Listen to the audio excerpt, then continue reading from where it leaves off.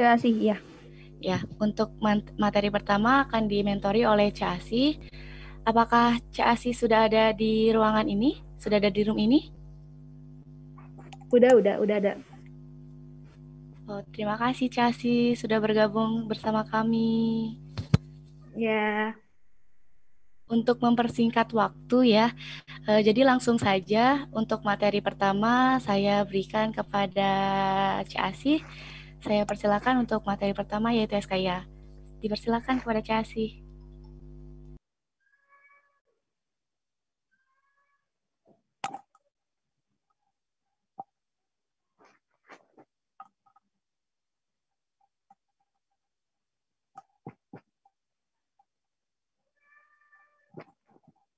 Ya baik, dimulai aja ya. Assalamualaikum warahmatullahi wabarakatuh.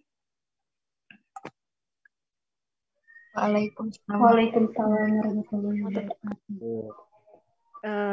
Alangkah baiknya sebelum kita mulai diskusi kali ini, kita baca bismillah dulu. Bismillahirrahmanirrahim. Nggak perlu perkenalan kali ya, udah dikenalin tadi sama panitia. Jadi di sini ceritanya saya itu nggak mengajari kalian gitu ya, jadi kita bareng-bareng aja sama rekan-rekan. Barangkali nanti pas penyampaian materi atau pas kita diskusi ada rekan-rekan yang lebih tahu, mangga gitu untuk ngasih tahu teman-teman yang lainnya gitu. Bebas ini, mangga harus dari saya mulu gitu materinya.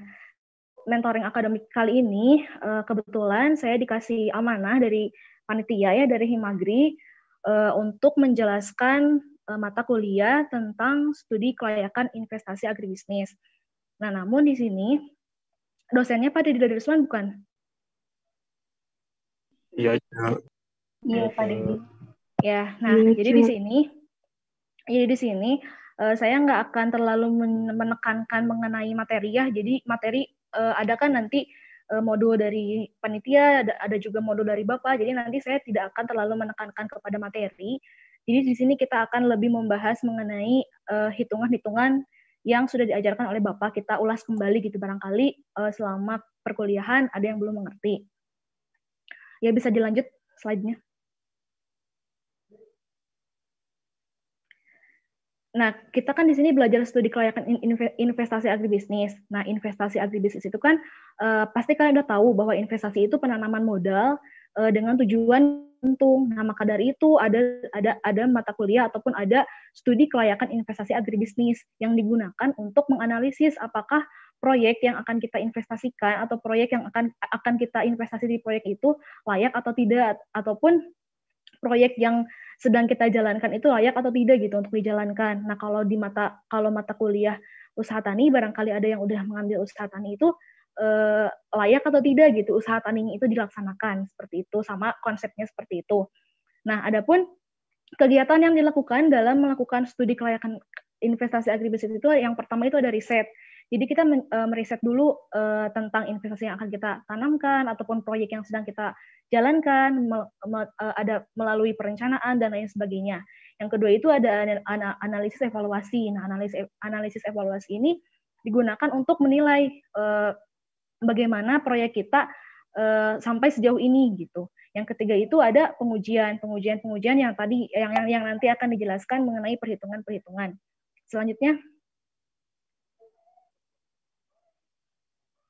Nah, di sini kan salah satu bentuk kegiatan dari investasi itu adalah suatu proyek.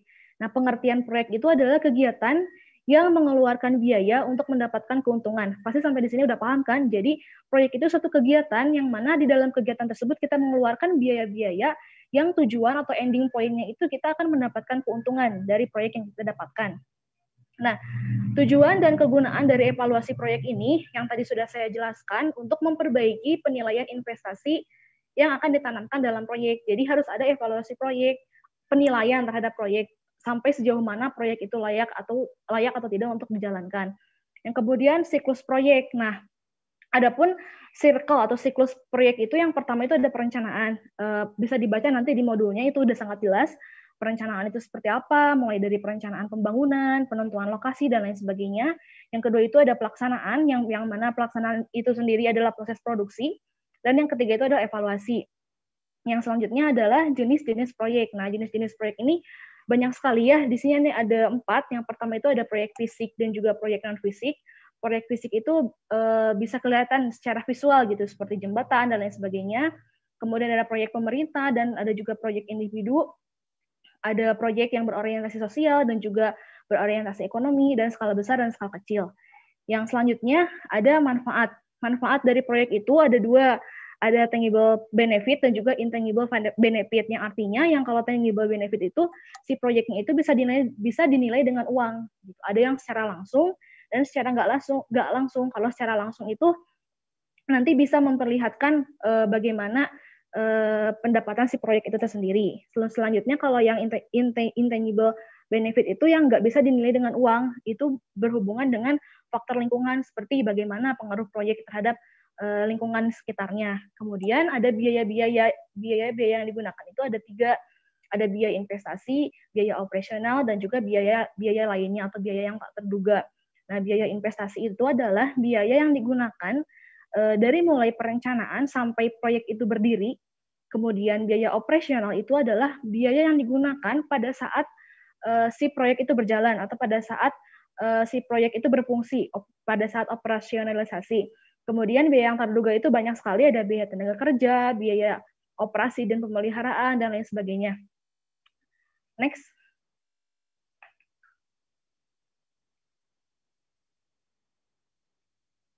Nah, kenapa atau di materi ini ada tentang time value of money? Karena nilai uang itu beda dari tahun sekarang dan 5 tahun yang akan datang. Misalkan tahun sekarang 100.000 itu kita bisa dapat makanan 2 jenis makanan. Bisa jadi 5 tahun yang akan datang uang 100.000 itu nggak bisa beli 2 makanan, 2 jenis makanan. Bisa jadi 1 ataupun 1 pun nggak cukup gitu untuk beli 1 jenis makanan. Makanya itu ada membahas mengenai time value of money, yang mana di analisisnya itu melalui analisis diskonto. Yang di sini ada yang pertama itu ada compounding. Nah, compounding ini kita itu mencari nilai yang akan datang dari uang yang kita pegang saat ini gitu. Jadi kita mencari nilai, misalkan kita punya uang 100.000, nah 5 tahun yang akan datang kita cari berapa sih uang 100.000 itu 5 tahun yang akan datang. Nah, rumusnya itu ada di slide, dia bisa dibaca, ada F sama dengan P 1 ditambah I pangkat N. F itu future ataupun nilai yang akan datang, dan P itu present yang nilai ataupun uang yang kita punya sekarang. I itu adalah nilai bunga, dan N itu adalah periode ataupun berapa tahun yang akan kita hitung. Nah, contoh soalnya seperti itu. Contoh soalnya ada di sini. Yang pertama, misalkan kita punya uang 50 juta, kemudian bunga banknya itu atau bunganya itu bunga yang berlaku pada saat tahun ini misalkan ada 5%. Kita pengen tahu N-nya itu periodenya berarti 4 tahun, berarti 4 tahun ke depan, berarti tahun 2025 uang 50 juta itu bernilai berapa. Nah, langsung masukin ke rumus yang di atas. F sama dengan P 1 ditambah I pangkat N. P-nya masukin 50 juta, kemudian bunganya 5%, N-nya tipe, N-nya itu harusnya 4 tahun ya, bukan 20 tahun atau 10 tahun, itu tipe belum diganti. Nah, setelah dikaliin itu hasilnya tapi benar, insya Allah benar, belum di cross check lagi ya, itu mah tinggal dikali-kaliin aja, hasilnya itu 60 juta sekian. Jadi uang 50 juta pada tahun ini, tahun 2025 itu nilainya itu 60 juta, sekitar 60 juta. Nah, itu. Nah, kenapa kita harus menghitung ini? Karena kita kan berinvestasi itu nggak sehari 2 hari, pasti bertahun-tahun ataupun ada kontrak yang harus dilakukan. Nah, kita itu sebelum melakukan investasi itu harus tahu uang yang kita tanam sekarang, kalau misalkan kita investasi 4 tahun ke depan, uangnya dapat berapa gitu, kita untung nggak gitu dari investasi yang kita jalankan. Seperti itulah logikanya gitu.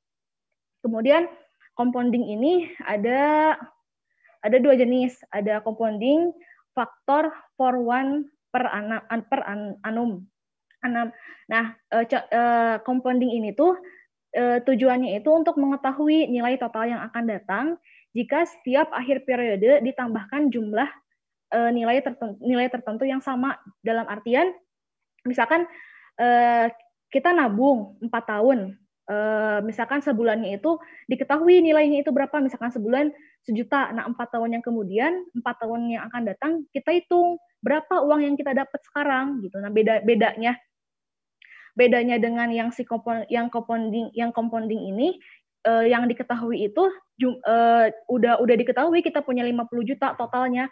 Tapi kalau yang si compounding per annum ini kita hanya diketahui A-nya ataupun nilai yang kita tanamkan ataupun rinciannya gitu. Yang satu mah kita udah tahu totalnya, kita punya totalnya.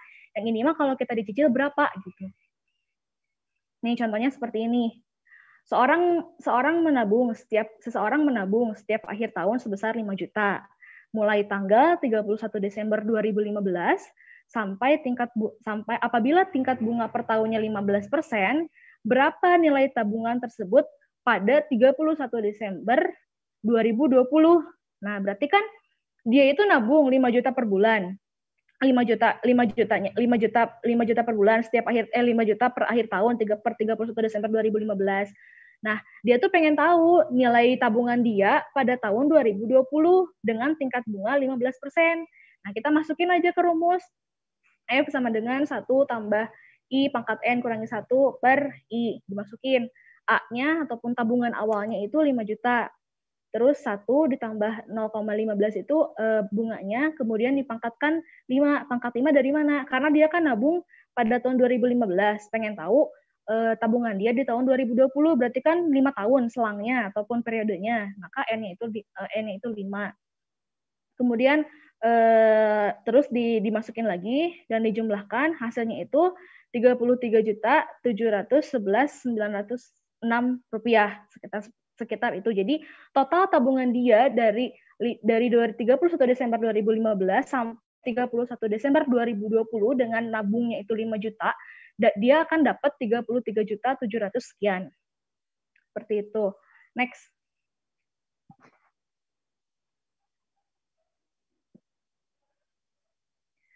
Nah, kemudian ada sinking fund. Nah, sinking fund ini sebenarnya ini nggak dibahas secara detail oleh Bapak, dan ini mah hanya FYI aja gitu ya, dan pas UTS pun soal ini tuh nggak keluar, tapi alangkah baiknya kita memperdalam aja gitu, takutnya jaga-jaga nanti ada keluar gitu. Nah, kalau sinking ini tujuannya itu untuk mengetahui nilai yang harus ditanam setiap akhir periode agar diperoleh nilai tertentu pada masa yang akan datang. Jadi kebalikannya. Jadi misalkan saya pengen dapat uang 10 juta. Berapa sih yang harus aku tanam biar aku dapat uang 10 juta itu? Nah, kalau yang tadi kebalikannya, uang yang aku nabung 5 juta. Berapa sih yang aku dapat setelah sekian tahun? Nah, kalau ini mah kebalikannya. Dia pengen uang 10 juta. Berapa sih yang harus dia nabung, berapa rupiah yang harus dia tabung gitu setiap tahun ataupun setiap bulannya. Nah, contohnya itu misalkan seseorang menginginkan memiliki dana pada 31 Desember 2020 sebagai hadiah tahun baru 2021 kepada kekasihnya sebesar 10 juta. Nah, apabila dia mulai menabung pada tanggal 31 Desember 2015 dengan tingkat bunga 15%, berapakah besarnya dana yang harus ditabungkan setiap tanggal 31 Desember. Nah, jadi dia itu pengen punya uang 10 juta katanya buat kekasihnya. Nah, berapa sih uang yang harus dia tabung gitu dengan tingkat bunga 15% per tahunnya gitu. Jadi ini kalau diketahui nilai F atau nilai future-nya itu nilai yang ingin kita dapatkan itu 10 juta. Kemudian bunganya 15%, udah tertera di soal, dan periodenya itu dia itu di tahun 2020 pengen dapat 10 juta, sedangkan sekarang misalkan 2015, berarti kan periodenya itu 5 tahun, berarti N-nya 5. Dimasukin ke dalam rumus, barulah didapatkan hasilnya 1.483.160 rupiah. Jadi dia harus nabung setiap tahunnya itu, setiap 31 Desember itu 1.483.160 rupiah untuk mendapatkan 10 juta. Itu harus nabung per bulannya itu segitu gitu, biar nanti pas 31 Desember 2020 itu dia punya uang 10 juta. Nah, selanjutnya itu ada discounting. Nah, kalau discounting ini kebalikannya gitu, dia kalau compounding mah dia pengen tahu nilai yang akan datang, kalau discounting itu pengen tahu nilai sekarang tuh berapa gitu. Nah, dari uang yang di masa datang yang akan datang, misalkan 5 tahun ke depan kita punya uang 10 juta, pengen tahu nih uang 10 juta itu tahun sekarang nilainya itu berapa. Nah, itu kebalikannya kalau discounting. Rumusnya sama ya, hampir dibulak-balik gitu, dari yang pertama pasti nggak jauh beda, pasti ada F atau nggak FA, kalau nggak A, P, dan IN itu pasti ada, itu bunga sama periode pasti ada. Nah, contohnya itu seperti ini, misalkan dia punya uang 10 juta dengan tingkat bunga 15%, N-nya itu 5, berarti 5 tahun yang akan datang dia itu punya uang 10 juta dengan tingkat bunganya itu 15%. Nah, dia pengen tahu uang 10 juta di 5 tahun yang akan datang itu berapa sekarang gitu, nilainya sekarang. Dimasukin ke rumus, F-nya 10 juta, N-nya 5, kemudian I-nya itu 15%, 0,15, dan diketahui bahwa uang 10 juta itu pada tahun sekarang itu bernilai 4.971.770.000 rupiah gitu. Jadi uang 10 juta 5 tahun yang akan datang itu kalau sekarang nilainya itu segitu. Gitu. Next.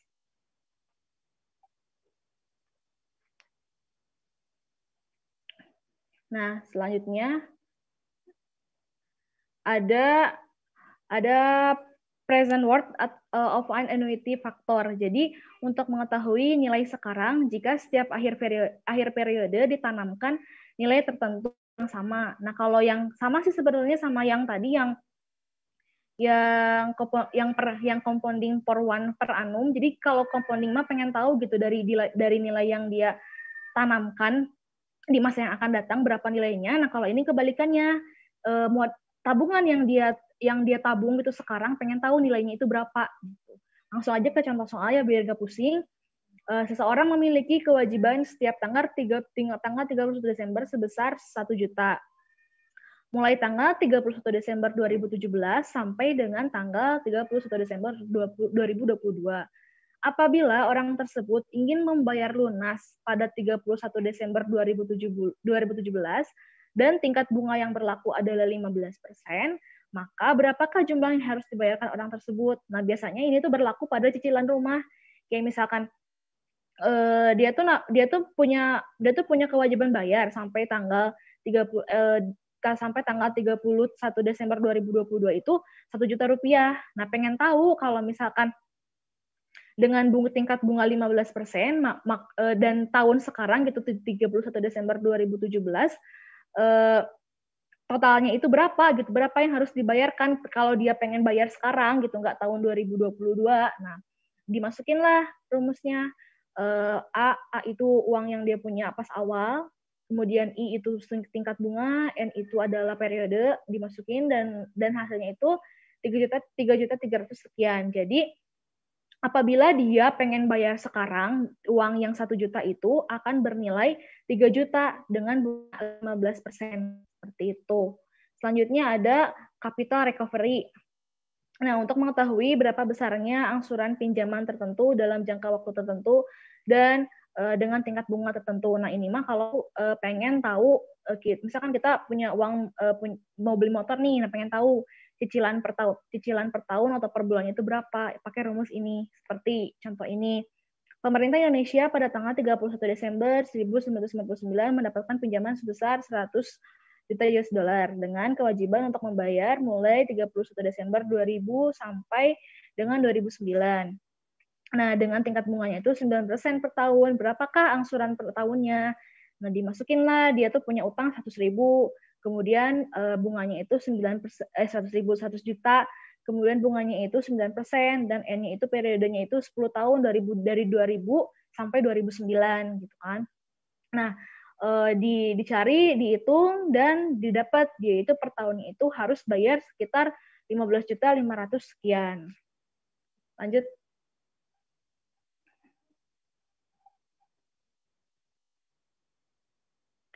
Nah, untuk selanjutnya ada ini pada materi-materi pada bab selanjutnya ada kriteria-kriteria investasi. Jadi sebelum melakukan investasi itu kita harus alangkah baiknya investasi yang kita lakukan itu harus memenuhi kriteria-kriteria yang akan dijelaskan sekarang.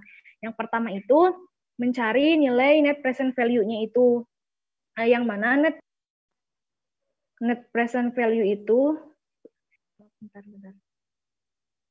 nah, yang mana net present value itu merupakan nilai sekarang atau present value dari selisih antara benefit manfaat dengan cost ataupun biaya pada tingkat diskon rate tertentu atau diskon faktor tertentu. Nah, rumusnya itu NPV itu B kurangi C atau benefit dikurangi cost dikali dengan diskon faktornya itu. Artinya itu kita harus mencari net benefit cost ratio atau net BC, yang mana net BC ini menunjukkan gambaran berapa kali lipat benefit yang akan diperoleh dari cost yang dikeluarkan. Kalau di usaha tani mah ini teh RC ratio gitu, dicari RC rasionya. Nah, rumusnya itu net BC itu jumlah NPV yang positif dibagi dengan jumlah NPV yang negatif. Selanjutnya ada gross benefit cost ratio, yang mana perbandingan antara jumlah present value benefit dengan present value dari cost. Nah, sebenarnya kriteria investasi yang dijelaskan pada saat itu ya, pada yang dijelaskan Pak Dedi itu cuman mencari tentang net present value, mencari net BC, dan juga mencari IRR. Nah, kalau gross BC dan PR itu belum nggak disuruh gitu sama bapaknya, cuman kita harus tahu gitu itu apa, karena itu termasuk dalam kriteria investasi. Selanjutnya ada IRR. IRR itu internal rate of return, yang mana IRR ini merupakan kemampuan perusahaan ataupun kemampuan proyek untuk mengembalikan bunga pinjaman. Jadi berapa persen dia bisa mengembalikan bunga pinjaman yang dia pinjam. Rumusnya itu ini ya, ada IRR sama dengan I1 ditambah NPV plus dibagi NPV plus dikurangi NPV negatif dikali I2 dan I1. Nah, kalau I1 itu diskon faktor pertama di mana diperoleh NPV positif, dan I2 itu diskon faktor kedua di mana diperoleh NPV negatif. Jadi untuk mencari IRR itu kita harus menemukan diskon faktor yang hasilnya itu nanti negatif sampai harus menemukan yang hasilnya negatif. Itu. Selanjutnya ada profitability ratio, yang mana perbandingan antara present value dari net benefit atau present value benefit di luar investasi dengan present value dari investasi ataupun PV investasi. Nah, jadi lebih bukan alangkah baiknya ya, karena dilihat dari modul yang dikasih juga rata-rata yang disuruh nyarinya itu NPV, net BC, dan juga IRR. Nah, kalau gross BC sama PR itu belum dijelaskan secara detail gitu, dan dari contoh soalnya pun nggak disuruh nyari gitu. Pasti nanti insya Allah kalau ulangan nggak jauh dari itu. Lanjut.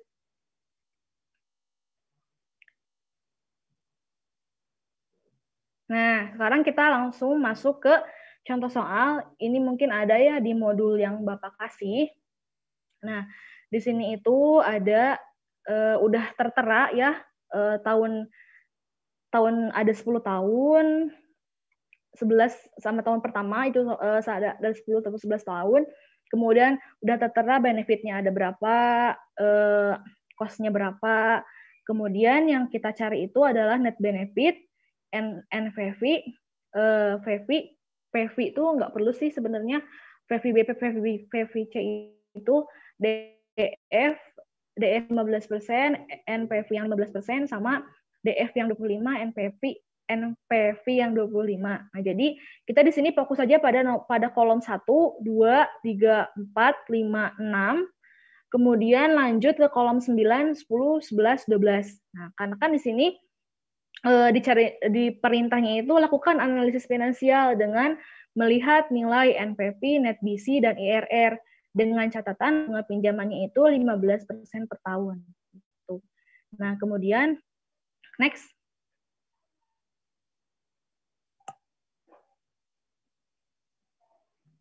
Nah, ini udah dihitung ya, udah diisi dengan lengkap si tabelnya itu.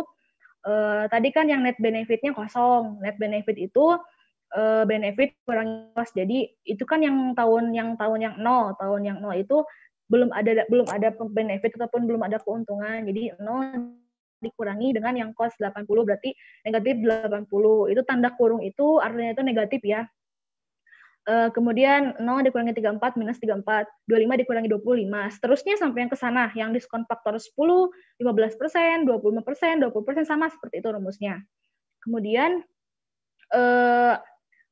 nah di sini kita akan mencari diskon faktor. Diskon faktor itu kan apa sih, bagaimana cara menentukan diskon faktor? Misalkan diskon faktor itu sebenarnya tadi kan disebutkan ada bunga pinjaman 15%. Nah, itu merupakan diskon faktor yang akan kita cari. Tapi alangkah baiknya kita mempunyai beberapa perbandingan diskon faktor gitu. Entah itu selangnya 5% ataupun berapa persen sampai menemukan diskon faktor yang negatif. Tapi biasanya sih 10, 5, 15, 25 biasanya itu yang digunakan gitu. Rata-rata itu yang banyak digunakan. Tapi meskipun kalau ada yang 12, 13 pun itu ada yang digunakan diskon faktor gitu. Tapi kalau diskon faktor kan udah ada tabelnya ya, tabel diskon faktor. Jadi nanti tinggal dimasukin diskon faktor 10% berapa nilainya gitu. Nah, terus sekarang kita lanjut ke kolom yang nomor 6 yang mencari NPV. NPV yang 10% berarti net benefit dikali dengan diskon faktor yang 10%, yaitu minus 80 atau negatif 80 dikali dengan 1, maka hasilnya negatif 80. Itu sama, ke bawahnya sama, sampai tahun yang ke-10 itu sama, ngitungnya itu seperti itu gitu ya. Nah, selanjutnya yang diskon faktor 15. Kita cari dulu angka-angka diskon faktor yang 15. Itu ada tabelnya. Kemudian dicari NPV-nya, sama NPV-nya itu net benefit yang ini yang minus 80, tapi dikaliin dengan diskon faktor yang 15%. Ini yang 15% kan 1. Pasti sih yang tahun 0 tuh 1. Misalkan yang diskon, misalkan yang net benefit yang tahun yang pertama itu ada minus 34. Nah, minus 34 dikali dengan 0,8696 diskon faktor yang 15%. Nah, maka NPV-nya itu 3,7805. Nah, yang ini juga sama, yang diskon faktor 25 pun sama seperti itu rumusnya. Nah, kenapa sih harus sampai angka 25? Karena kan di sini kita akan mencari IRR, yang mana salah satu syarat IRR itu kita harus menemukan diskon faktor yang positif dengan diskon faktor yang negatif. Nah, sedangkan pada angka 15%, sesuai yang dianjurkan dalam soal, kita itu nilainya itu masih positif. Maka kita harus mencari yang lebih besar lagi agar nilainya itu negatif. Nah, kalau misalkan kita taruhlah di angka 20 misalkan, itu bisa jadi hasilnya itu negatif.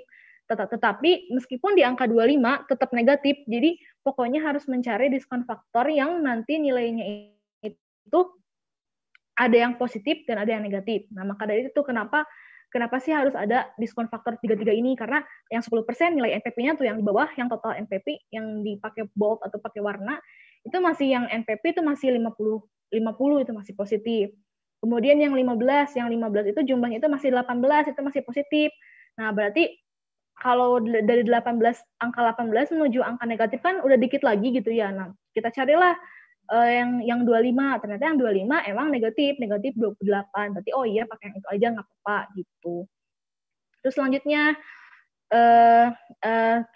kita itu harus menginterpretasikan dari hasil yang kita dapatkan. Nah, yang di contoh soal ini kan disuruhnya itu cari NPV, net BC, IRR pada diskon ataupun bunga pinjaman yang 15%. Nah, maka kita menjelaskan di sini pada bunga pinjaman 15% per tahun, NPV-nya itu bernilai positif, yang berarti bahwa proyek tersebut layak untuk dijalankan. Nah, keterangan ini lebih diperkuat lagi dengan menghitung net BC. Ya, dari hasil net BC-nya itu NPV positif dibagi dengan NPV negatif. Nah, NPV positifnya itu nilai NPV pada diskon faktor yang 15% ya yang diambilnya. Nilai NPV yang pada diskon faktor yang 15%. Hasilnya itu 128 sekian dibagi dengan 109. Kenapa sih nggak ditulis negatifnya? Itu sih nggak apa-apa, cuman simbol aja. Dulu kalau nggak salah Bapak bilang gitu, jadi nggak perlu ditulis negatifnya. Nah, maka hasilnya itu 1,1708. Nah, dari hasil net BC-nya itu menunjukkan bahwa hasilnya itu lebih dari 1. Maka dari itu si proyek itu benar berarti layak untuk dijalankan. Nah, kalau kurang dari 1 berarti si proyek itu tidak layak untuk dijalankan. Itu. Lanjut.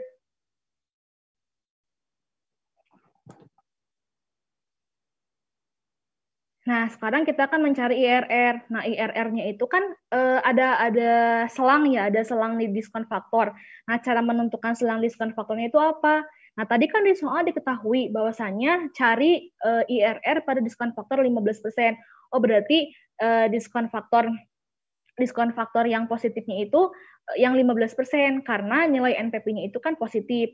Nah, selanjutnya diskon faktor yang atau NPP yang negatifnya itu pada saat diskon faktor 25. Nah, berarti kita akan mencari IRR-nya itu atau kemampuan perusahaan untuk mengembalikan pinjamannya itu pada saat diskon faktor antara diskon faktor 15 sampai dengan 25%, atau diskon faktornya itu harus lebih dari 15% tapi kurang dari 25%. Itu dimasukin lah rumusnya I1 itu yang diskon faktor yang pertama kali kita dapat yang positif, kemudian ini itu yang negatifnya berapa, dihitung pakai rumus dan segala rupa. Ini misal hitungan kayak gini mah hasilnya itu 18,969%. Jadi kemampuan perusahaan untuk mengembalikan modal yang dia pinjam itu sebesar 18%. Itu hasilnya. Karena IRR ini dinyatakan dalam persen, maka satuannya pun harus persen. Lanjut.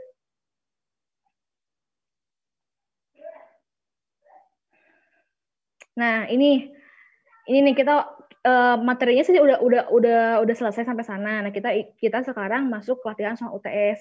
Nah, sebelum masuk ke latihan soal UTS, soalnya itu nggak jauh beda seperti ini gitu. Tapi ini kan ini kan apa sih soalnya itu udah di poin-poinnya kayak tahun ke-0 berapa, tahun pertama berapa, tahun kedua berapa gitu. Tapi terkadang kalau di soal UTS itu dia tuh kayak peran gitu, misalkan tahun pertama dia mengeluarkan biaya 20 juta.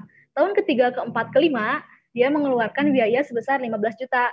Nah, berarti nanti kita di tabel cash flow-nya itu tahun 3, 4, 5 berarti nilainya sama 30 juta.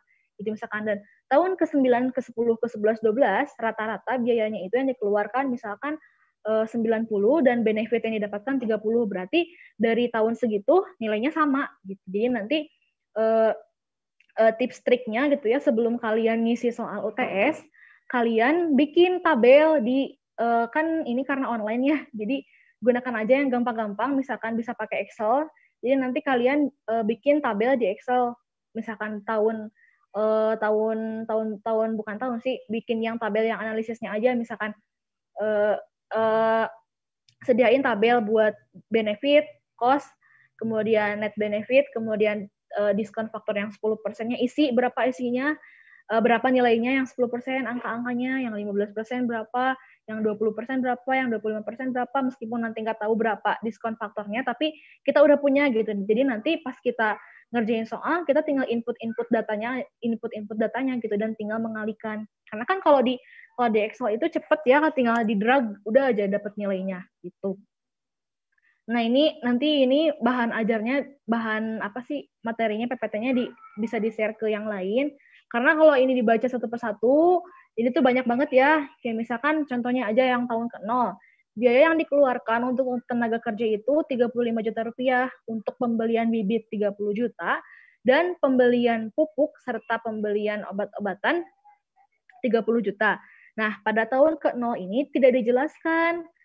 Pada tahun ke-0 ini dia itu membayar untuk tenaga kerja sebesar 35 juta rupiah, untuk bibit 30 juta, dan untuk pembelian pupuk 30 juta. Berarti totalnya itu ada 95 juta pada tahun ke-0. Dan tahun ke-1 sampai tahun ke-12 rincian biayanya segitu gitu ya. Nanti bisa dibaca. Lanjut next.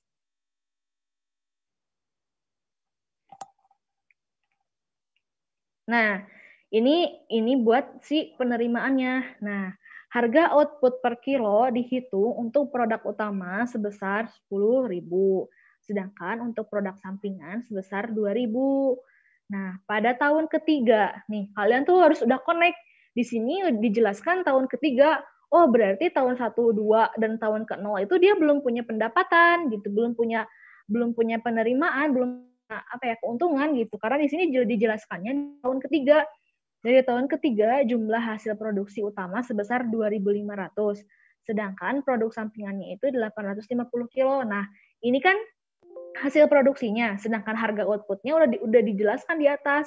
Berarti pada tahun ketiga, jumlah produksi utamanya sebesar 2.500 kilo dikali dengan 10.000, kemudian sedangkan produk sampingannya itu 850 dikali dengan 2.000. Nanti hasilnya ada berapa? Tulis di tabel cash flow. Nah, lanjut tahun keempat, kelima, keenam, ketujuh, ke-8, 9, 10, 11, 12. Hasilnya sekian. Udah dijelaskan di sini. Tinggal dikali-kalikan nanti penerimaan dia tahun ketiga berapa, tahun keempat berapa, dijumlahkan nanti antara produk utama dengan produk sampingan berapa. Kemudian pertanyaannya itu, jika dana usaha perkebunan yang dijalankan bersumber dari pinjaman jangka panjang dengan bunga per tahun sebesar 12%, buatlah cash flow dan analisis finansial dari data di atas. Next.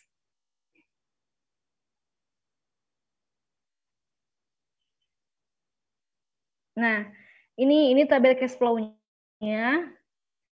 Ini tuh dalam jutaan rupiah ya. Nanti hasilnya bisa kalian diginiin, bisa ditulis semua nolnya sama aja. Nah, nanti kalau kalian nggak pusing gitu ya, bisa di poin-poinin gini, penjualan hasil utama, penjualan produk sampingan, ataupun mau langsung misalkan benefit tahun pertama langsung ditulis jumlahnya pun nggak apa-apa gitu. Tapi biar jelas aja gitu, 26.700 itu dapat dari mana? Oh, dari penjualan hasil utama 2.500 ditambah penjualan produk sampingan 1.700. Itu hasil perkalian yang tadi ya, yang soal yang tadi. Sampai tahun ke-12 pun sama kayak gitu. Selanjutnya, untuk biaya.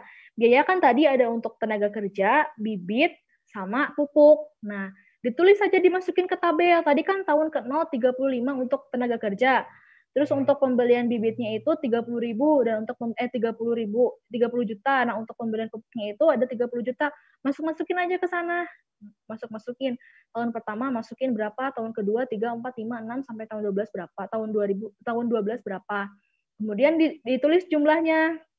Jumlah biaya pada tahun ke-0 berapa, pada tahun pertama berapa, sampai ke tahun 12 berapa. Tambahin 35, 30 berarti 95. 20, nah tahun kedua tahu dia nggak bayar bibit karena udah bibit kan belinya sekali pas awal nanam doang, dan pupuk berarti 15 berarti 35, 12 sama 10 22 kayak gitu, itu ditambahin aja bisa lah pasti. Kemudian dicari net benefitnya. Tadi kan ingat rumus net benefit itu benefit dikurangi dengan cost, dengan biaya. Nah, di sini net benefit yang pertama itu minus 95 karena di tahun ke-0 kita lihat ya, ini tabel tahun ke-0 dia itu belum punya penerimaan, belum punya pendapatan, tapi dia udah mengeluarkan biaya 90 juta untuk bayar tenaga kerja, bibit dan pupuk. Jadi net benefit ataupun tahun ke-0 itu dia belum ada keuntungan, maka hasilnya itu minus 95 ribu atau minus 95 juta. Tahun pertama pun belum dapat keuntungan, tahun kedua belum ada keuntungan, dan tahun ketiga baru ada pemasukan. Tadi kan saya bilang di soal penerimaannya itu dijelaskan pada tahun ketiga. Oh, berarti dia itu dapat keuntungan dari tahun ketiga. Dari tahun 012 berarti dia nggak dapat keuntungan. Jadi harus udah peka gitu, harus udah koneksi otaknya itu. Oh, berarti tahun 012 dia belum dapat keuntungan 0, berarti karena dijelaskan di soal dia mulai dapat keuntungan itu pada tahun ketiga, seperti itu. Nanti di tabel cash flow-nya tulis seperti ini aja. Selanjutnya, next, ini sampai tahun ke-12 sama ya cara hitungnya kayak gitu. Jadi dijelasin pas awalnya aja karena ke belakangnya itu sama hitungannya kayak gitu.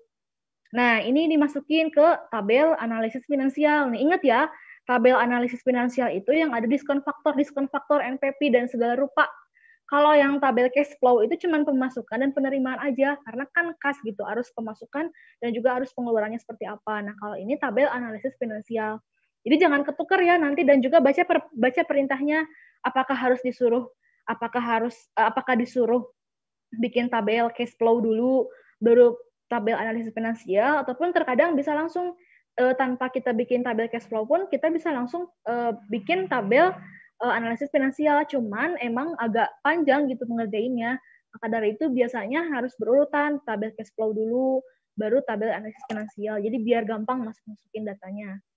Nah, terus di sini net benefitnya kan, ini benefit cost itu tinggal dipindahin ya dari yang tabel cash flow. Kemudian net benefitnya juga sama, udah dihitung di tadi. Nah, sekarang kita akan menghitung diskon faktor pada 10%, 12%, dan 15%. Nah, tadi kan saya bilang biasanya yang digunakan 10, 15, 20, ataupun 25. Tapi di sini ada 12. Nah, 12 pun ya nggak menutup kemungkinan gitu, 12 ataupun 13 itu digunakan diskon faktornya gitu. Gimana keinginannya yang si pembuat soal. Nah, terus diskon faktor yang 10% udah ada nih nilai angka dari tabelnya berapa.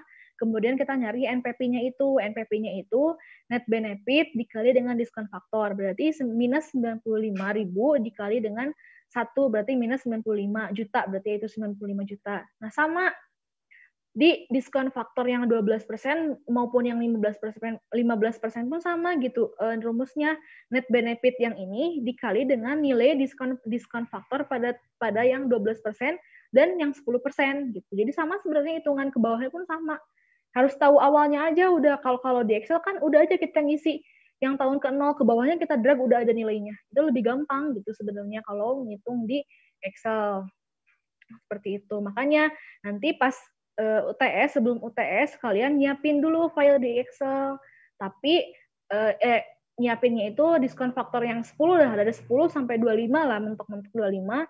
Kemudian ditulis atau apapun angka-angkanya dimasukin nilai-nilai diskon faktornya. Jadi nanti kalian pas UTS tinggal bikin rumus gitu, dikali-kaliin, udah aja selesai gitu. Karena kan kalau masukin nilai diskon faktor pas ujian kan lebih mumet ya, soalnya angkanya 1, 0,909, 0,826, itu lebih takut salah satu itu pasti bakal berpengaruh gitu. Next.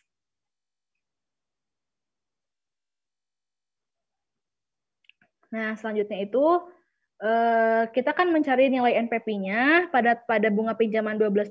Ternyata tadi nilai NPP ataupun jumlah dari NPP-nya itu dari bunga pinjaman 12% itu bernilainya positif. Berarti si proyek ini itu layak untuk digunakan. Nah, kita ngitung lagi net BC-nya biar lebih memperkuat pernyataan di atas gitu. Net BC-nya itu jumlah dari NPP yang negatif positif dibagi dengan jumlah dari NPP yang negatif. Hasilnya sekian, dan net BC-nya itu 1,1, berarti kan net BC-nya itu lebih dari 1, berarti memang si proyek itu layak untuk diusahakan. Nah, kalau IRR-nya itu kita cari dari 12% sampai dengan 15%. 12% dari mana?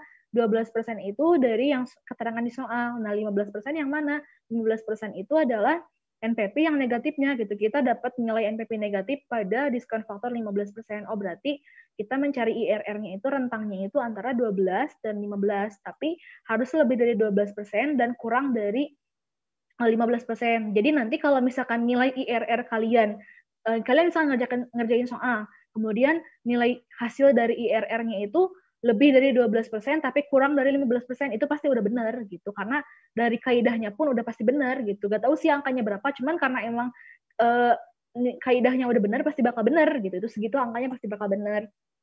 Selanjutnya dimasukin ke rumus, dan didapetin hasilnya IRR-nya itu 14,199% atau 14,2%. Itu kan pasti hasilnya itu kurang dari 15% dan lebih dari 12%. Itu pasti berarti benar ngitungnya gitu. Selanjutnya.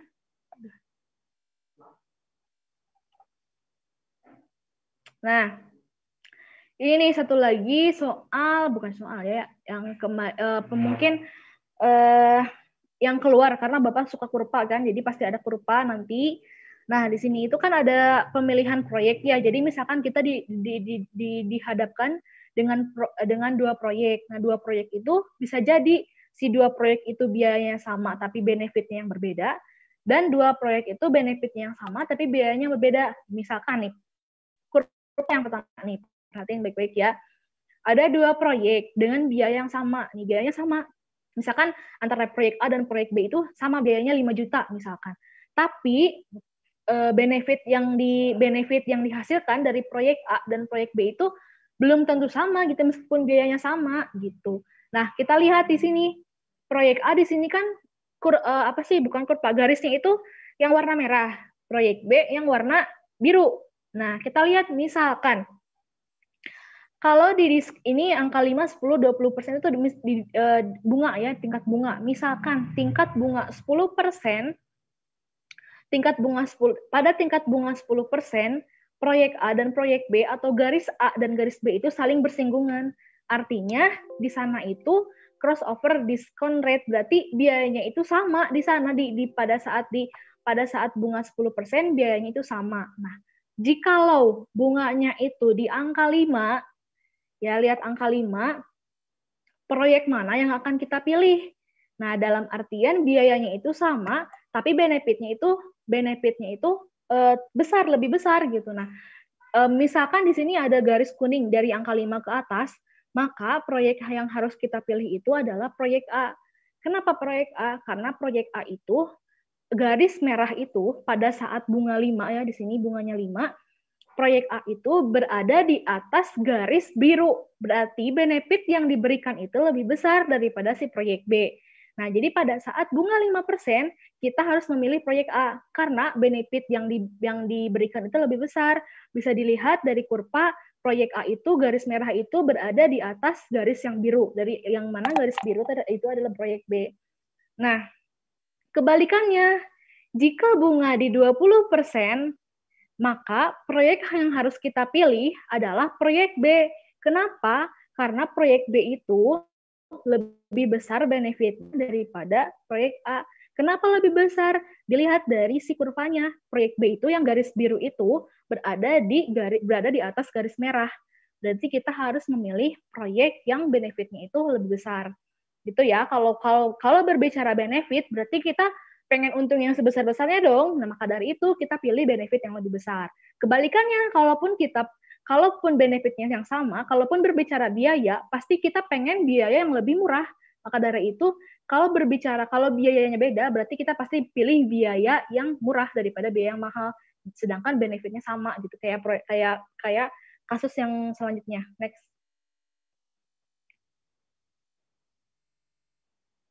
Nah, ini untuk si 2 proyek dengan benefit yang sama. Untungnya sama nih 2 proyek ini, tapi memiliki biaya yang berbeda. Nah, maka dari itu kita harus memperhitungkan biaya efektifnya berapa.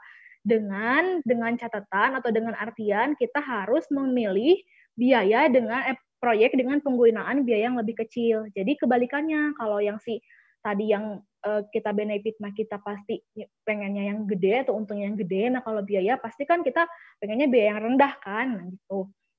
Nah, dilihat dari sini si proyek A itu warna kuning, proyek B itu warna hijau ya. Nah, si garis A ada proyek C juga warna biru itu ya. Mungkin biru ya, kita sebut biru aja. Nah, ketiga proyek ini akan memberikan benefit yang sama pada saat diskon faktor yang 15%. Biaya pada saat diskon faktor yang 15%.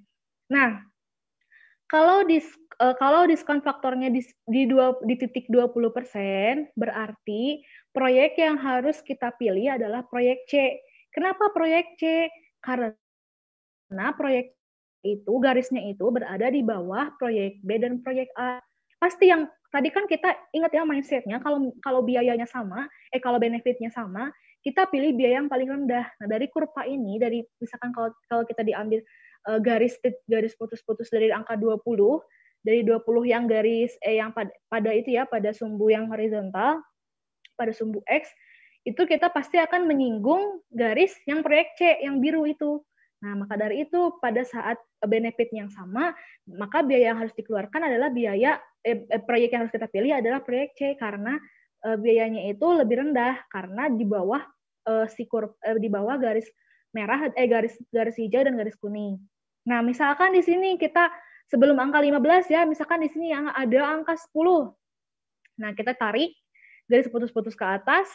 Nah, maka dari itu proyek yang harus kita pilih adalah proyek B, karena proyek B itu pada saat si diskon faktor ataupun bunga pinjamannya itu 10%, dia itu akan menyentuh titik di garis yang hijau ini. Maka dari itu kita harus memilih proyek B, karena proyek B itu garisnya itu berada di bawah proyek C dan proyek A. Seperti itu. Next. Nah, ini contoh soalnya nih. Nih, gini. Sama kan kayak tadi ada 3 proyek nih, ada proyek A yang warna hijau, proyek B warna orange, proyek C warna hitam. Gambar di atas menjelaskan 3 proyek yang harus dipilih dengan tingkat biaya sama. Proyek mana yang harus dipilih supaya menguntungkan? Jika bunga pinjaman ada 2 alternatif di 15% dan 7,5%. Jelaskan alasan pilihannya. Coba ada yang bisa jawab gak ini? Misalkan di bunga 15%, kita harus pilih proyek yang mana? Ada yang bisa jelasin nggak? Atau ada yang bisa jawab nggak?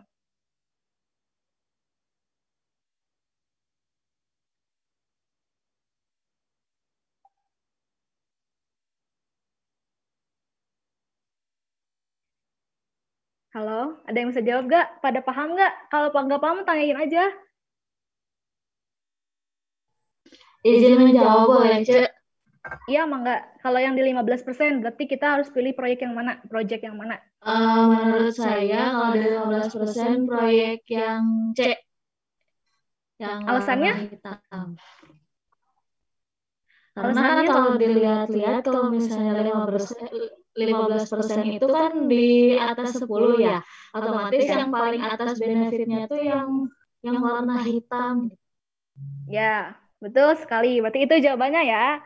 Dan nanti kalau misalkan ada soal ini, kalian jawabnya kayak gitu. Misalkan di bunga 15%, maka yang harus dipilih adalah project C ataupun project C, karena project C itu garisnya itu di atas dari proyek A dan proyek B. Dalam artian biaya yang dikeluarkan sama, tapi proyek C itu memiliki benefit, mendatangkan benefit yang lebih besar daripada proyek A dan proyek B. Siapa barusan yang jawab?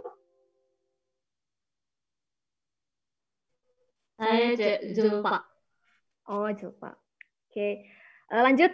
Kok kesini lagi? Nah, satu lagi sekarang. Kan ada 2 alternatif tuh. Ada yang 15% sama yang 7,5%. Nah, kalau yang 7,5%, kira-kira proyek apa yang dipilih?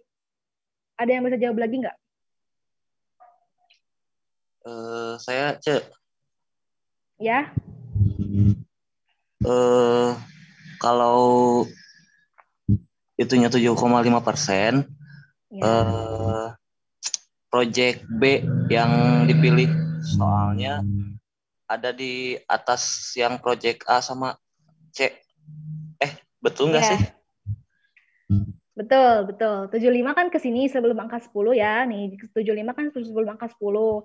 Pasti kalau kita tarik garis putus-putus dan kita ambil garis yang paling atas, kita pasti akan kena ke project yang B, yang orange itu, karena dia posisinya itu ada di atas project A yang hijau sama yang hitam. Nanti penjelasannya kayak gitu. Soalnya yang Bapak jelasin pun kayak gitu. Gitu. Pada bisa ya, berarti ya kalau nanti UTS ada soal ini udah pasti bisa jawab ya. Paham kalian semuanya? Salah, Cik. Ya, paham deh. Udah sih, udah selesai. Silakan, ada yang ingin ditanyakan? Atau saya kembalikan dulu deh ke panitia.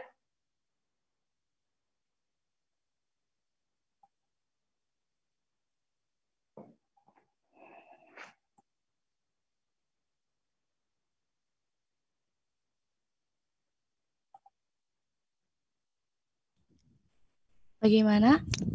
Dari angkatan 2018 ada yang ingin ditanyakan mengenai materi SKY itu sendiri kepada Cak Asih, mumpung Cak Asih itu ada di sini gitu. Jadi yang masih bisa dibilang masih nerawang-nerawang gitu, bisa ditanyakan kepada Cak Asih ya mungkin.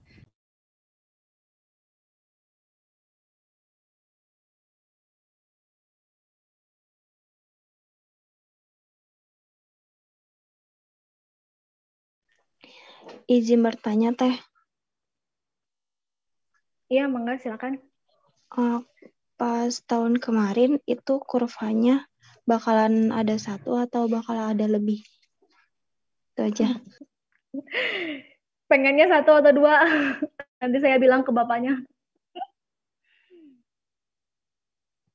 1 aja cukup Teh. Enggak sih, percis banget. Kemarin kan ujiannya online, jadi alhamdulillah saya masih pegang soalnya gitu. Mudah-mudahan sih ya kalau sama soalnya kurvanya kayak gitu ya syukur. Kalau beda ya pasti kalian pasti bisa jawab karena udah tahu gitu. Tapi yang kemarin itu kurvanya itu 1 percis yang tadi yang kurva yang terakhir. Cuman yang pas angkatan saya gitu, pas saya ujian yang keterangan di kurvanya itu tadi kan biayanya yang sama tapi benefitnya berbeda. Bisa jadi nanti kalau kalian mah benefit yang sama tapi biayanya yang berbeda, berarti pilih kurva yang rendah gitu. Kalau yang benefit yang beda, pilih kurva yang tinggi gitu. 1 aja sih kemarin cuma 2 soal. Soal yang hitungan, yang analisis finansial, sama soal yang kurva itu. Soalnya kan kalau kayaknya nggak bakal keluar materi, karena kalau teori pasti bisa jawab lah kalian gitu, pasti bisa lihat kan, atau bisa nyontek dari bukan nyontek sih, kayak pasti udah bisa, ya kan nggak tahu gitu ya, nggak ada yang ngawasin kan, jadi bisa lihat mungkin ke modul dan lain sebagainya. Maka dari itu, dan kebetulan di sini ada hitungan, materinya hitungan, pasti yang keluar itu hitungan sama kurva, karena pasti bukan nggak akan sama ya, meskipun jawabannya sama, pasti nggak akan percis satu mahasiswa dengan mahasiswa yang lain sama kata-katanya gitu. Jadi untuk menghindari kerjasama, mungkin Bapak yang keluarnya itu kayak pendapat mengenai yang tadi yang kurva, kemudian yang analisis finansial gitu. Tapi kan sekarang udah udah canggih gitu, udah ada Excel, tinggal kita masukin data, terus kita bikin rumus gitu kan, udah tahu kan, cuman kali bagi tambah doang, nggak ada pangkat, nggak ada apa gitu ya, karena di analisis finansial nggak ada pangkat, jadi cuman kali bagi tambah kurang doang gitu, baru aja nanti kita dapat hasilnya dijelasin berapa gitu. Itu sama percis kayak latihan soal yang tadi dan yang sebelumnya gitu, yang ada yang pas dulu mah pas angkatan saya soalnya itu tertera dalam bentuk cerita. Jadi yang tadi saya jelaskan, misalkan tahun pertama, kedua, ketiga, penghasilannya berapa gitu, tahun keempat berapa, jadi kita harus nulis nih, tahun pertama berapa, ngetik berapa, tahun pertama berapa, kedua berapa, ketiga berapa, baru kita hitung.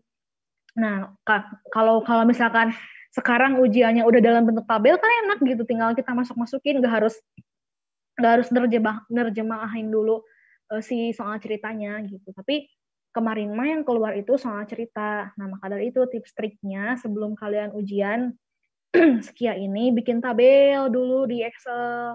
Jadi nanti tinggal nulis gitu rumus-rumusnya berapanya. Nanti baru dipindahin ke Word. Soalnya waktunya juga lumayan lama sih, dari jam, gak tahu sih sekarang 2 jam mah ada, 2 jam lebih mah ada waktunya. Cuman karena emang dulu teh banyak datanya, gak tahu berapa belas tahun, jadi pas kita nulis tabel cash flow itu lumayan agak menyita waktu gitu, soalnya kan satu-satu di inputnya, tahun ke-0 berapa biayanya, berapa benefitnya, belum ngitung lagi gitu. Sama kayak yang soal yang terakhir tuh yang latihan UTS itu persis kayak gitu soalnya, nggak beda, pasti gak akan jauh beda, pasti kayak gitu tuh. Tapi kan yang soal yang latihan UTS terakhir tuh dia tuh suruh kita kerja lagi kan, soalnya belum diketahui penerimaannya kan, biasanya ada yang udah ada yang soal tuh misalkan pada tahun pertama diketahui penerimaannya segini, biayanya segini. Nah, kalau tadi mah kan kita penerimaannya belum tahu, harus dikali-kaliin dulu dari hasil produksi dikali dengan harga jualnya. Jadi kayak nyuruh kita kerja gitu nih, nggak di tertera hasilnya secara gamblang. Paling gitu. Ada yang gampang, ada yang tertera, ada yang beda-beda kayak gitu. Nggak akan jauh kayak gitu soalnya. Kalau yang dijelasin sama Bapak, itu mah pasti akan keluar itu sih, nggak akan jauh dari sana lah. Gitu. Oke, ada lagi makasih, mungkin? Teh. Ya. Saya izin bertanya. Ya. Kan tadi untuk soalnya agak jauh beda sama yang tadi dibahasnya untuk yang tahun kemarin mah. Nah, Ya, itu si Bapak kan pas pertemuan mah kemarin tuh ada yang nilai DF-nya tuh misalnya 12,5%, jadi gak bulat ini kan nilai DF persennya tuh. Dan gak ada di tabel yang contoh. Nah, kalau kemarin pas ujiannya itu apakah bulat misalnya 12%, 15% kayak gitu atau gimana teh? bentar saya lihat dulu soalnya ya. Lupa. Mana? Kalau nggak salah mah bulat dah, tapi iya gitu Bapak ngasih soalnya 12,5 ke kalian. Ada kalau nggak salah yang pas lagi pembahasan sih itu mah materi. Ada nggak? Oh. Pas pembahasan jurnal. Oh, tapi kan kalau gitu mah kalau nggak ada di tabel gimana dong kalian ngerjainnya? Apa Bapak cuma ngejelasin aja DF segini? Dari perusahaan kalau nggak salah kemarin tuh yang bahas jurnal dan DF-nya tuh gak bulat, jadi ada komanya. Semoga aja enggak Tapi dia.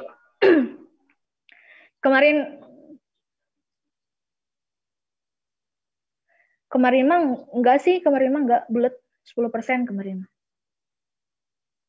Oh ya, terus kalau buat nentuin yang DF yang negatifnya teh itu kan kita lebih ke perkiraan ya. Nah, itu tuh cara lihat benernya tuh berarti dari hasil yang negatifnya tuh tidak melebihi misalnya tidak melebihi 15% kayak gitu atau gimana? Atau teteh lebih ke satu-satu?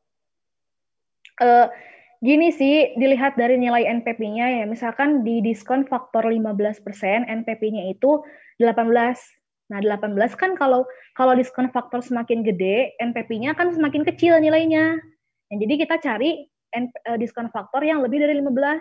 Nah, biasanya sih kalau aku mah enak gitu ya, lebih enak misalkan 15 berarti diskon faktor selanjutnya coba di 20 gitu. Pas di 20 tuh misalkan kalau udah dapet yang negatif, oh ya udah pakai itu. Soalnya kan di IRR juga nggak dikasih ketentuan gitu untuk cari diskon faktor yang negatifnya itu selang berapa nggak dikasih ketentuan, cuma dikasih ketentuan itu pada saat kita menemukan diskon faktor yang negatif yang pertama, berarti rentangnya antara itu gitu. Setahu aku mah, soalnya dulu juga itu tuh jadi perdebatan gitu di antara kita gitu, maksudnya cara menentukan diskon faktor yang negatif itu kayak gimana gitu lah. Dan Bapak juga dulu teh belum sempat jawab gitu, tapi ya ini mah mungkin karena contoh soal kayak gitu selang rentang 5 gitu ya, jadi kita ikutin kayak gitu.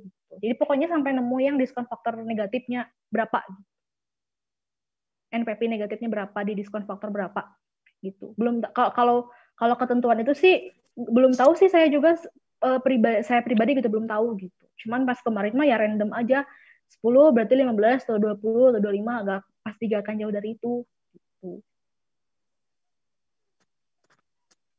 Ya, Acuannya mah gini, kalau NPP sama diskon faktor itu berkebalikan. Jadi diskon faktor semakin besar, nilai NPP itu semakin kecil. Berarti kan semakin kecil itu semakin ke arah negatif. Nah, kalau kita belum menemukan belum menemukan NPP yang negatif, berarti kita harus dinaikin diskon faktornya. Begitupun sebaliknya, gitu. Oke, teman teh. Ya, ada lagi? Saya izin bertanya. Ya. Kan di tabel analisis kelayakan itu ada present value. Nah, kalau misalkan nanti saat ujian present value-nya nggak ditulis, bisa? Nggak apa-apa? Aku mah dulu gitu, nggak ditulis. Soalnya nggak dipakai juga gitu. Mana ya lembar juga.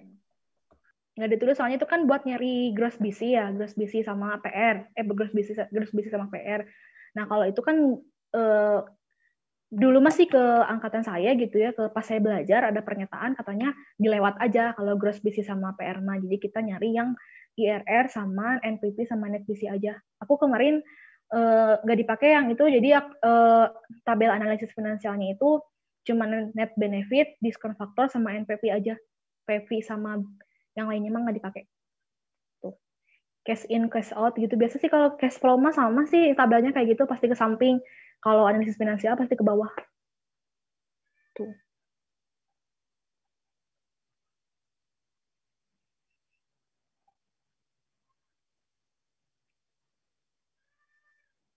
Ada lagi yang ingin ditanyakan atau barangkali sudah? Ini waktunya gimana, panitia?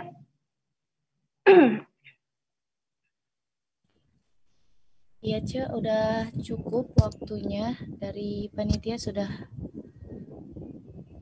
lebih waktunya. Oh iya.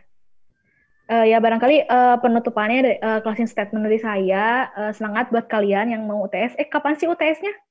Tanggal berapa? Senin. 19, Ce. Oh, masih jauh ya. Semangat buat kalian, jangan lupa belajar. Terus jangan lupa juga kalau soal hitungan itu sering latihan. Terus sering latihan juga, sering latihan ngetik rumus dan lain sebagainya di laptop. Oh iya, lupa juga saya ngasih tips juga nih. Jadi bikin satu file Word gitu ya, tulis rumus-rumus di sana. Jadi nanti kalau pas kita hitung, jadi pas kita ngitung, pas kita ngetik, tinggal copy paste dari rumus itu gitu. Nggak usah bikin rumus itu sendiri ataupun copy paste dari si PPT Bapak gitu. Jadi kita udah bikin file Word kita sendiri gitu. Jadi biar nanti pas kita ngitung mau nulis rumus tinggal copy paste gitu. Jadi udah tinggal eksekusi lah gitu kita ngitung. Karena kan ini masih banyak waktunya, masih lumayan tuh sambil buat latihan ditulis-tulisin dulu atau bisa kalian, kalau aku sih dulu latihan-latihan yang udah Bapak jelasin ditulis di Word ataupun di Excel. Jadi nanti kalau misalnya ada soal yang sama tinggal ganti angka gitu.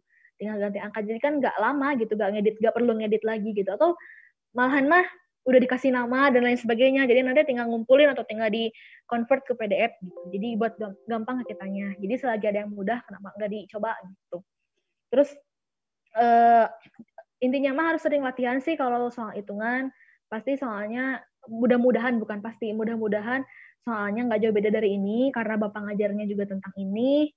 Dan mudah-mudahan apa yang saya sampaikan, yang tadi saya jelaskan, itu bisa memberikan suatu pengetahuan yang baru ataupun suatu pencerahan buat kalian gitu ya. Nah kalau misalkan ada yang kurang mengerti, karena kan ini forum terbatas ya, karena waktu dan lain sebagainya, bisa menghubungi saya misalkan lewat WA ataupun apa, kalau ada yang ingin ditanyakan, sekiranya saya bisa jawab, jawab. Terima kasih atas waktunya dan terima kasih atas kehadiran kalian semua. Semoga nanti ujiannya dilancarkan dan nilainya memuaskan. Wassalamualaikum warahmatullahi wabarakatuh. Waalaikumsalam warahmatullahi wabarakatuh. Baik, terima kasih kepada Ciasih yang sudah menyampaikan materi. Selanjutnya, akan ada apa, Cijihan?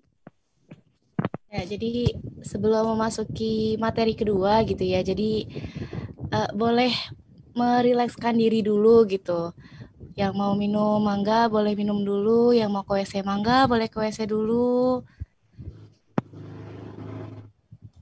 Maaf, ini saya boleh keluarkan